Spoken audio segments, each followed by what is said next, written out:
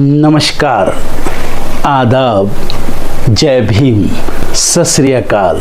मैं हूँ माजिद सिद्दीकी और आप देख रहे हैं फोकस हिंदुस्तान न्यूज़ चैनल। आज की ख़ास खबरें सब्सक्राइब करें, लाइक करें, शेयर करें। फिर आऊँगा एक ताज़ा खबर को लेकर माजिद सिद्दीकी।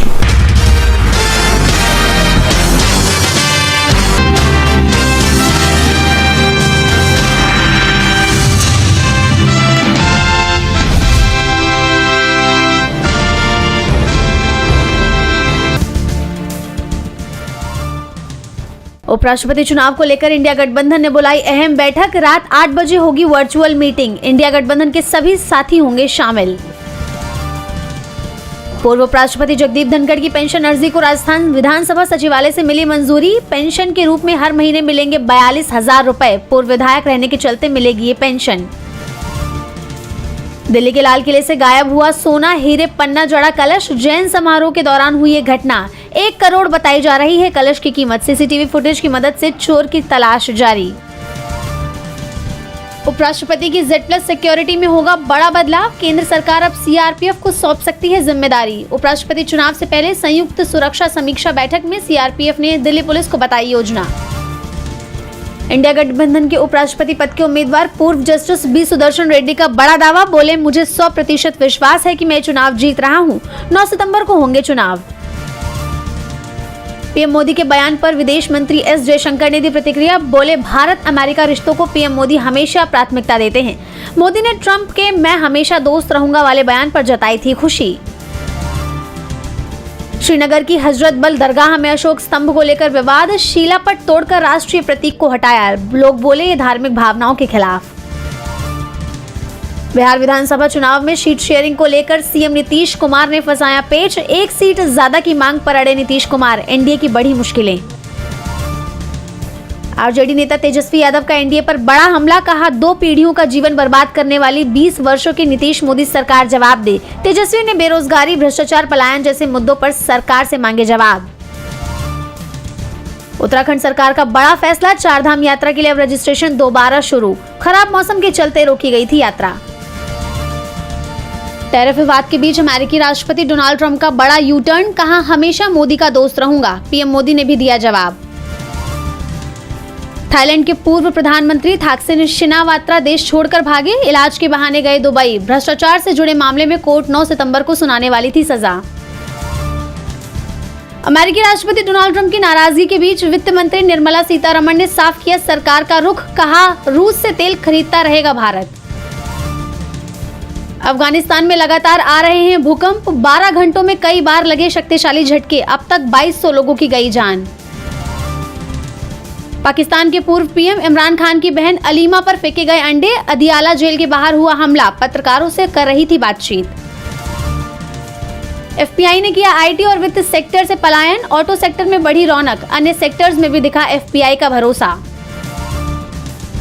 टाटा की गाड़ियां 1.55 लाख तक होंगी सस्ती। जीएसटी दरों में बदलाव का असर। 22 सितंबर को लागू होगी नई कीमतें।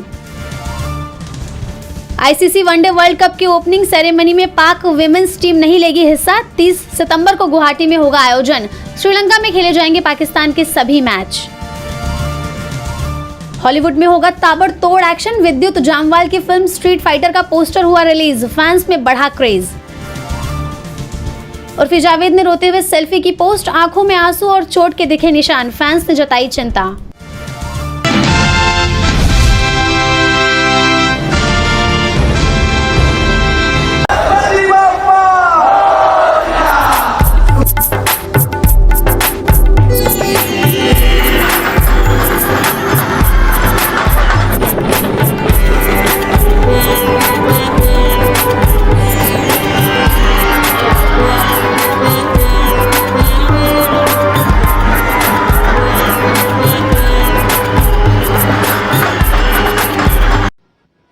गणेश चतुर्थी से अनंत चतुर्दशी तक गणेश उत्सव धूमधाम से मनाया जाता है और आज अनंत चतुर्दशी है। इसी मौके पर गणपति बप्पा को विदाई दी जाती है, जहां मुंबई में अनंत चतुर्दशी धूमधाम से मनाई जा रही है। इस मौके पर मुंबई के गणेश गलीचा राजा का विसर्जन जुलूस शुरू हुआ, जिसमें भक्तों की भीड़ उमड़ पड़ी। भक्त गणपति बप्पा को विदाई देने पहुंचे थे। गणेश विसर्जन है, ऐसे में इसकी धूम देखने को मिलती है। महाराष्ट्र की सड़कों पर भक्तों का कैसे सैलाब है, पैर रखने तक की जगह नहीं है। या आप देखिए, गणपति बप्पा मोरया के जयकारों के साथ माहौल भक्तिमय है। हर तरफ गणपति बप्पा मोरया की गूंज है और महाराष्ट्र में खास रौनक देखने को मिलती है, क्योंकि ये गणपति की मूर्ति यहाँ पर घरों पर लाई जाती है और कोई भी पूजा से पहले सबसे पहले गणपति की पूजा होती है, शुभ माना जाता है। ऐसे में आज विसर्जन का दिन है। शहर भर में 12,000 से ज़्यादा मंडलों और घरों की गणपति का विसर्जन हो रहा है और विशेष इंतजाम भी किए गए हैं।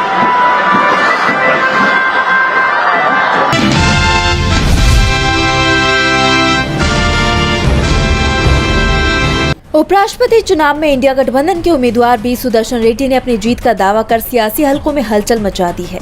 उन्होंने कहा है कि उन्हें दूसरी पार्टियों के सांसदों का भी समर्थन मिल रहा है और वो इस चुनाव में जीत हासिल करेंगे। रेड्डी ने बताया कि उपराष्ट्रपति पूरे देश का होता है, इसलिए वो सभी पार्टियों से समर्थन मांगेंगे, जिसमें एनडीए के घटक दल भी शामिल हैं। उन्होंने साफ किया कि मैं किसी पार्टी का आदमी नहीं हूं और न ही मेरी इच्छा किसी राजनीतिक पार्टी से जुड़ने की है। उनके इस आत्मविश्वास से भरे बयान ने एनडीए की चिंता बढ़ा दी है। इस बीच एनसीपी एसपी प्रमुख शरद पवार और बिजनेसमैन गौतम अडानी के बीच मुलाकात हुई है। ये हाई प्रोफाइल मीटिंग पवार के आवास सिल्वर ओक पर हुई, जिसे उपराष्ट्रपति चुनाव से जोड़कर देखा जा रहा है। ये मुलाकात ऐसे वक्त पर हुई है जब एनडीए की तरफ से दावा किया जा रहा था कि उनका उम्मीदवार आसानी से जीत पाएगा, क्योंकि आंकड़ों में एनडीए के पास 391 के आंकड़े से 39 वोट ज्यादा हैं, जबकि इंडिया गठबंधन को जीत के लिए 79 और वोटों की जरूरत है। पवार ने इंडिया गठबंधन के उम्मीदवार का समर्थन किया है और हाल ही में महाराष्ट्र के सीएम देवेंद्र फडणवीस की तरफ से पवार से बात की गई थी। राधाकृष्णन के लिए समर्थन मांगा था, जिसे शरद पवार ने ठुकरा दिया था, जिसके बाद ये साफ हो गया कि बीजेपी को राधाकृष्णन की जीत पर संदेह हो रहा है और इसलिए मोदी सरकार ने गौतम अडानी को पवार के पास भेजा है, जिससे पवार थोड़े नर्म पड़ जाएं। अब इस मुलाकात का असर 9 सितंबर को आने वाले नतीजों पर पड़ता है या नहीं, ये देखना होगा। कुल मिलाकर सुदर्शन रेड्डी की जीत के दावे और पवार अडानी की मुलाकात ने उपराष्ट्रपति चुनाव को और भी दिलचस्प बना दिया है।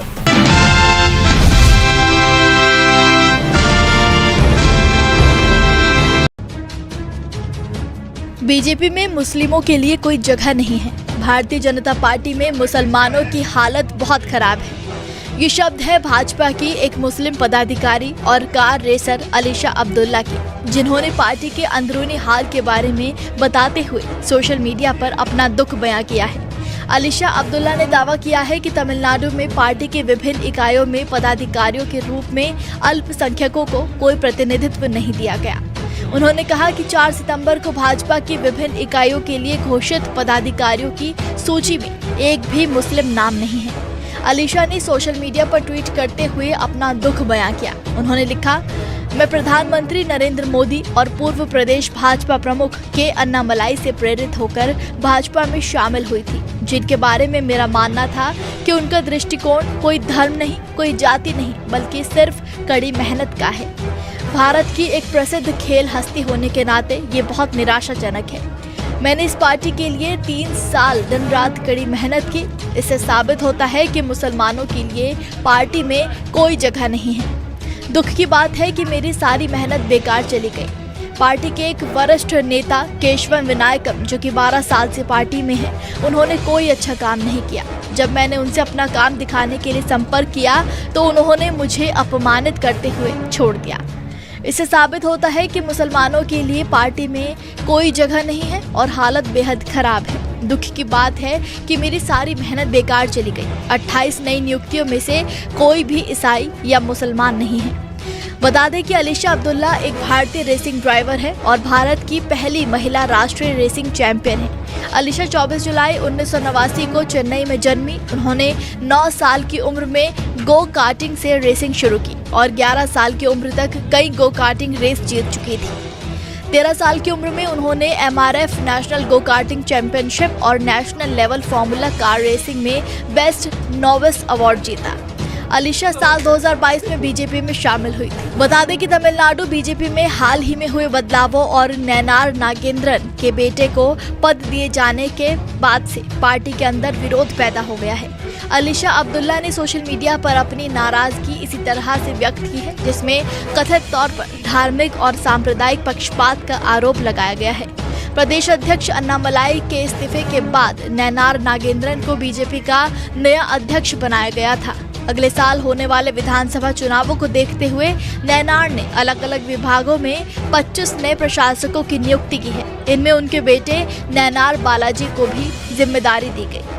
बता दें कि नैनार नागेंद्रन के बेटे नैनार बालाजी को खेल एवं कौशल विकास विभाग का प्रभारी नियुक्त किया गया है। इस नियुक्ति के कारण ही पार्टी में भारी हलचल मच गई है। अंदर खाने कई नेता इस नियुक्ति का विरोध कर रहे हैं, जबकि बीजेपी अध्यक्ष की तरफ से इस बारे में अब तक कुछ नहीं कहा गया है। कार्यकर्ताओं का कहना है कि बीजेपी में अपने बेटे को मिली नई जिम्मेदारी के साथ नैनार नागेंद्रन अपने बेटे को भी अपनी ही तरह राजनीति में लाने की कोशिश कर रहे हैं। अन्नाद्रमुक में रहे नैनार नागेंद्रन एक समय बीजेपी में शामिल हो गए थे। उसके बाद उन्हें भाजपा के प्रदेश अध्यक्ष का पद मिला है। इतना ही नहीं, लोकसभा चुनाव में बीजेपी के साथ मिलकर लड़ने वाले अम्मा मक्कलन मुनेत्र कडगम यानी AMMK ने NDA छोड़ने की घोषणा की है।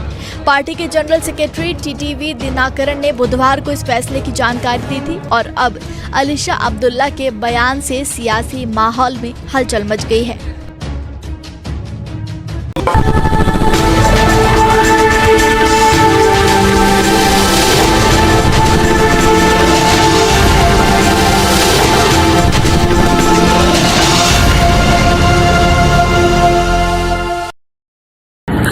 दोस्तों आज मैं आपको बताने वाला हूं कि अगर आपकी बॉडी में मैग्नीशियम की डेफिशिएंसी हो जाए तो आपको क्या क्या प्रॉब्लम हो सकती है। सबसे पहले इंसोमेनिया, नींद ना आना, स्लीपिंग डिसऑर्डर, इंसान सारी रात करवटें बदलता है, नींद नहीं आती, स्ट्रेस लेवल, एंजाइटी बढ़ जाती है इससे, क्योंकि कोर्टिसोल हार्मोन को रोकने में मदद करता है। और अगर आपकी बॉडी में मैग्नीशियम नहीं है तो कोर्टिसोल बढ़ जाता है, जिसकी वजह से स्ट्रेस और एंजाइटी हो जाती है।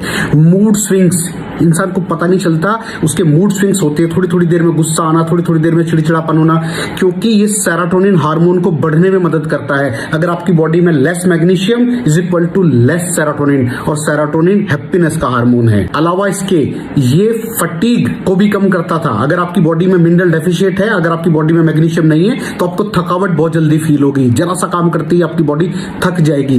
पुअर डाइजेस्टिव सिस्टम, ये डाइजेस्टिव सिस्टम को भी मैनेज करने में बड़ा शानदार रोल प्ले करता है, और अगर इसकी डेफिशिएंसी है तो कॉन्स्टिपेशन, डायरिया जैसी प्रॉब्लम हो जाती है। माइग्रेन बहुत खतरनाक प्रॉब्लम है। माइग्रेन अगर डेफिशिएट है आपकी बॉडी मैग्नीशियम से तो आपको माइग्रेन की प्रॉब्लम भी हो सकती है। ब्लड प्रेशर, अगर आपकी बॉडी में मैग्नीशियम कम है तो आपको ब्लड प्रेशर की प्रॉब्लम हो सकती है।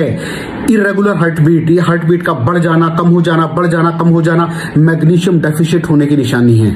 ऑस्टियोपोरोसिस, बोन हेल्थ वीक हो जाती है, क्योंकि आपकी बॉडी का 60% जो मैग्नीशियम है वो आपकी बोन्स के अंदर होता है। अगर आप बाहर से मैग्नीशियम नहीं ले रहे हैं तो आपकी बॉडी जो है वो हड्डियों में से लेना शुरू कर देती है, जिसकी वजह से ऑस्टियोपोरोसिस की प्रॉब्लम भी हो सकती है, आपकी हड्डियां कमजोर हो जाती हैं। और मसल क्रैम्पिंग, मसल क्रैम्प, नस पे नस का चढ़ जाना, मसल्स पे अकड़ जाना, बिल्कुल चलना मुश्किल हो जाता है। तो मसल क्रैम्पिंग भी तभी होती है जब आपकी बॉडी में मैग्नीशियम की डेफिशिएंसी हो। और दोस्त, हमारे यहाँ 90% से ज्यादा लोग मैग्नीशियम डेफिशिएंसी के शिकार हैं। कहां से मिलेगा मैग्नीशियम, कितनी मात्रा में लें, किस क्वालिटी का लें? तो उसका जवाब है वेस्टीज प्राइम CMD। इसके अंदर आपको भरपूर मात्रा में मैग्नीशियम मिलेगा, आपकी सारी प्रॉब्लम सॉल्व हो जाएगी। Thank you so much. दर्शकों, देख लिया आपने हमारे वीडियो को।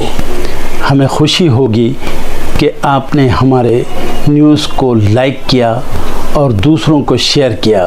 अगर अभी तक हमारे चैनल फोकस हिंदुस्तान को सब्सक्राइब नहीं किया है तो तुरंत सब्सक्राइब करें, कमेंट करें और बेल आइकॉन को प्रेस करें। हम हाजिर हैं खबर के लिए।